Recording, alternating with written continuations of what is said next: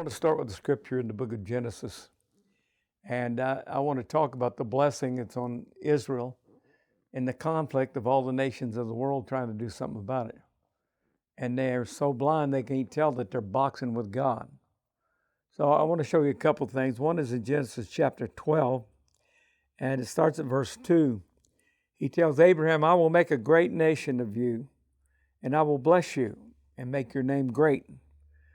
And make thy name great, and you shall be a blessing, and I will bless them that bless thee, and I will curse them that curse thee. And in thee shall all the nations of the earth be blessed. And so God set it up that through Abraham, all nations would be blessed.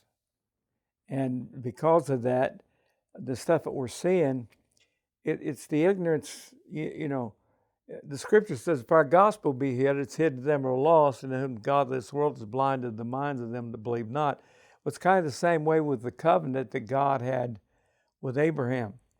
You're not going to be able to destroy Israel. No nations, all the combined nations of the earth.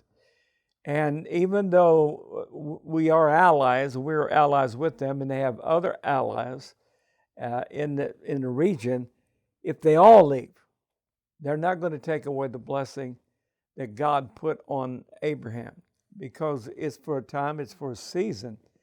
And Jerusalem is going to be where Jesus reigns from during the millennial kingdom.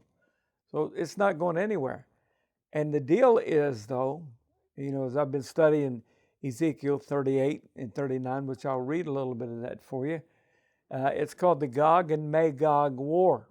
All the stuff that you see over there right now, you see Turkey making an alliance with Iran with Russia. Those are the three main components. And we say we've had this stuff before, ever since the religious people took over in 79, the theocracy. Not like this. No, it's not like this. And the season that we're in is not only what's going on in the Middle East, it's what's going on in Ukraine, Russia. Russia has to be involved. It's what went on in Syria for the last 10, 12 years, 500,000 people dead. All those armies that I just mentioned are camped out in Syria right now, jockeying for the place. You got the Houthis down in Yemen that, believe it or not, have the Panama Canal shut down. There's 60 or 80% of all the goods in the world come through that area. And so this is not a little push and shove fight. Right now, while I'm talking to you, we're waiting for a response from Hezbollah and Iran because in the last 2 weeks they killed, in respect to each one of them, the leader of Hamas was killed in Gaza.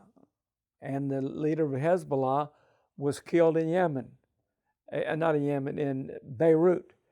And so these hostilities are not, is there going to be an escalation? Yes, there will. Is it going to happen right away? I'm not sure. But this thing is too heated, too far gone, and it's the ideology. This is not two countries fighting that want to settle for, like Russia is willing to settle for a piece of Ukraine. Iran is not. They don't only want the land, they want them dead from the river to the sea. They do not, it's the same spirit that tried to kill Moses while he was a child. It's the same spirit that tried to kill Jesus when he was a baby. It's that spirit that does not want the lineage of Christ to be around. And so these battles that are going on, and they're doing, it's stupid what they're doing. If you look at May the 19th of this year, the second in command to the Ayatollah, his helicopter mysteriously crashed, and he died and 6 others died. Well, just days before that, he agreed or ordered for all them rockets to be shot out of Iran into Israel. They can't win. It's absolutely impossible for them to win. And in the Gog and Magog war, which I don't know if I'm going to have time to read it now. I don't know how far in we are. But this battle will start, like I said, with Russia, Turkey, Iran, and it says all their bands with them. That means groups of troops. That means like Hezbollah, Hamas, the Houthis, Muslim Brotherhood, what's left of ISIS. All these different groups will come with them, just like they're trying to do right now. They want Israel to fight on 2 or 3 fronts. It doesn't matter, because ultimately this battle ends in the mountains of Israel. And it ends, Ezekiel 38 and 39 explains, he'll put a hook in their jaw and draw them down into the mountains of Israel for a spoil. And so as they're there, they will be destroyed in the mountains of Israel by earthquakes. There'll be a great earthquake during this time, shakes the fish out of the sea, causes the birds to stop flying. And it says, and every man's sword will be against his brother. It'll be like Old Testament. They'll be killing each other, and hailstones, 100-pound, on fire. It'll take 7 months to bury the dead, 7 years to burn the weapons. And so this is not a battle for NATO or the United Nations. This is God's battle. And the thing you just seen a couple weeks ago may have already been intervention of God. But God will intervene here. And they're not afraid. Israel's not. The IDF is a good army, but it's not what's going to settle this. God is going to settle this. So it's supernatural time. And the whole reason I'm doing this stuff, and I've been doing it, it's called News Beyond the News. And there is news. You know, you can get some news from local news, international news. I get most of mine from ILTV, Israel Today, out of Jerusalem. And it keeps me up to date with what's happening inside Israel. It's incredible, the things the battles that have been happening, the battles that are being won. It's only God's intervention. If you've ever studied the 6-day war, then you understand how God defeated 5 or 6 nations around them in 6 days. All their planes were destroyed on the ground.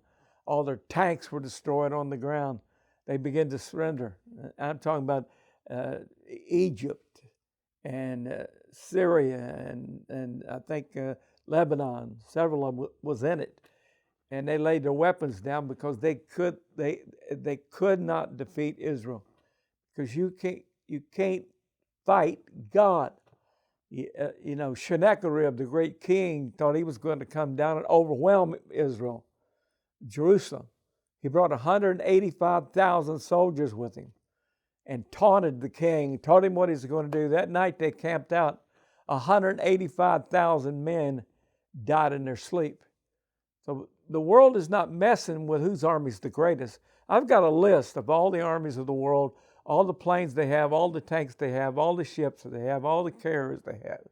And frankly, China's outrunning America like it's sitting still in terms of military weapons. But it doesn't matter. It's God. This battle is with God. And God's finally bringing it to an end.